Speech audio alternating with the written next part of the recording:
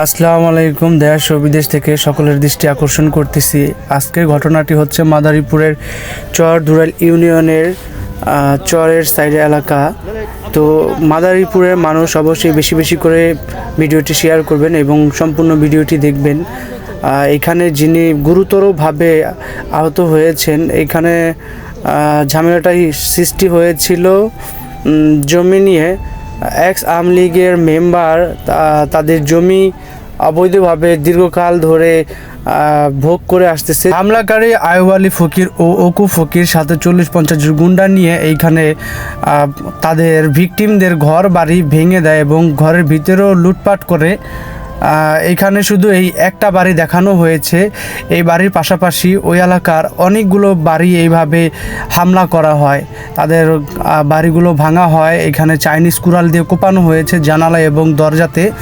ভিতরের লোকগুলো খুবই আতঙ্কে ছিল। এই যে দেখতে পাচ্ছেন আপনারা এইখানে যে আয়ুব আলী ফকির, ওই যে হাতে রামদা নিয়ে, বিশাল বড় এক রামদা, তার ভাই অকু ফকিরও কিছুক্ষণের মধ্যেই হাতে রামদা নিয়ে বের হয় হামলা করার জন্য। এটা হচ্ছে প্রথম দফা। দ্বিতীয় দফায় তারা ভাড়া করে গুন্ডা নিয়ে আসে হামলা করার জন্য এবং দ্বিতীয় দফায় বাড়িঘরগুলো ভেঙে যায়। এই যে তার বড় ভাই অকু ফকির, তার হাতেও বিশাল বড় এক রামদা আপনারা দেখতে পাচ্ছেন। সেখানে উপস্থিত ছিল গ্রাম্য পুলিশ, যার থেকে ভিডিওটি কালেক্টেড করা হয়। তো শুধু রামদাই নয়, এখানে তারা যারা আছে, এই যে আয়ুব আলী ফকির ও অকু ফকির, এদেরকে চিনে রাখুন আপনারা। এই যে আমি ছবিতে দেখাই দিছি। তো উপস্থিত এখানে চেয়ারম্যানও ছিলেন। চেয়ারম্যানের সামনেই তারা এরকম অন্যায়ভাবে হামলা চালিয়ে যায় কন্টিনিউ। ইট পাটকেল তো আছেই, এটাও কন্টিনিউ করতে থাকে প্রতিনিয়ত ভিকটিমদের উপরে। এই যে দেখেন ইট পাটকেল ছুটতেছে বড় বড়। তারা ওইখানে যে বাড়ি উঠাচ্ছে, সেই বাড়িটা ভিকটিমদের জায়গার ভিতরে পড়ে গেছে প্রায় 5-6 হাতের উপরে বা আরও বেশি, এটা মাপলে বোঝা যাবে। এর জন্য তারা এই লড়াইটা করতেছে ভিকটিমদের সাথে। এই যে দেখেন তাদের মেয়ে পপি এখানে বেড়াদের মতো ইট নিয়ে ছুরাছুরি করতেছে। এই যে আহত সাজু মিয়া আপনারা দেখতে পাচ্ছেন, তার পা গুরুতরভাবে এখানে বিশাল আঘাত খায় এবং অনেক রক্তপাত হয়, যার জন্য এখানে উপস্থিত লোকজন তার পাটা এখানে ভালোভাবে বেঁধে দেয়। পরবর্তীতে তাকে হাসপাতালে নেওয়া হয়।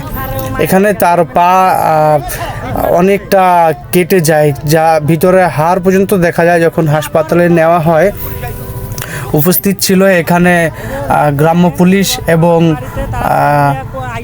চেয়ারম্যান সাহেব। এই যে দেখুন মাটিতে রক্ত ছড়ায় আছে, আরও কয়েকজন এভাবে আহত হয়। তো পরবর্তীতে তাকে এই যে হসপিটালে নেওয়া হয়, হসপিটালে নিয়ে তাকে চিকিৎসা দেওয়া হয়। এই যে দেখেন কি ভয়ানকভাবে এখানে তার পাটা কেটে গিয়েছিল। এখানেই শেষ নয়, তারা এইরকম বারবার হামলা চালিয়ে যাচ্ছিল ভিকটিমদের উপরে। এই যে দেখেন ইঞ্জেকশন দিতেছে অবশ করার জন্য। ভিতরে হাড্ডি পর্যন্ত দেখা গিয়েছিল প্রথমত যখন আমি এই ভিডিওটা ভালোভাবে দেখেছিলাম। তো যখন তারা 40-50টা এই যে গুন্ডা নিয়ে আসে, এই সময় চারদিকে তাদের ভাড়া করা গুন্ডা ছিল। ওই যে হলুদ জামা পরা যে একজন আছে, ওনার নাম হচ্ছে সুমন, তাকে সবাই মিলে হামলা করা শুরু করে, কিন্তু মহিলারা এখানে বাধা দেয়। ওই যে হেলমেট পরা, আওয়ামী লীগ সরকারের সময় যেরকম হেলমেট পরা বাহিনী ছিল, সেই রকম গুন্ডা পান্ডাও এখানে চলে আসে।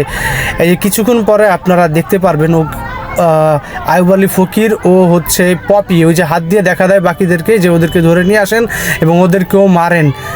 এই ভিডিওটি ধারণ করতেছিল আহত সাজু খানের মেয়ে রিপা।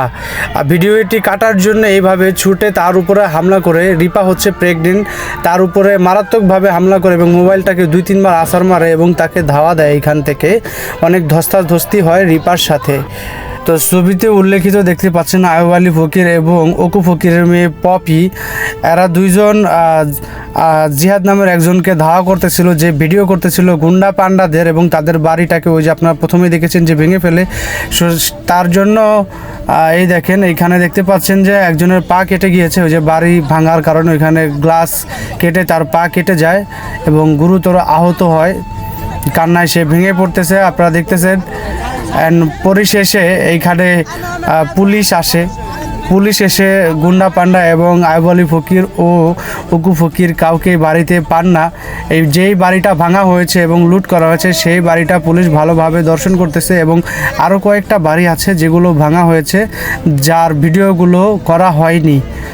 মাদারীপুর পুলিশ প্রশাসন ও সেনাবাহিনীর নিকট আবেদন জানাচ্ছি যত দ্রুত সম্ভব এই হামলাকারী বাহিনী এবং অকু ফকির ও আইব আলী ফকিরকে যত তাড়াতাড়ি সম্ভব আইনের আয়তায় আনা। অবশ্যই ভিডিওটি বেশি বেশি শেয়ার করবেন যাতে মাদারীপুরবাসী সবাই এই ভিডিওটি দেখতে পারে।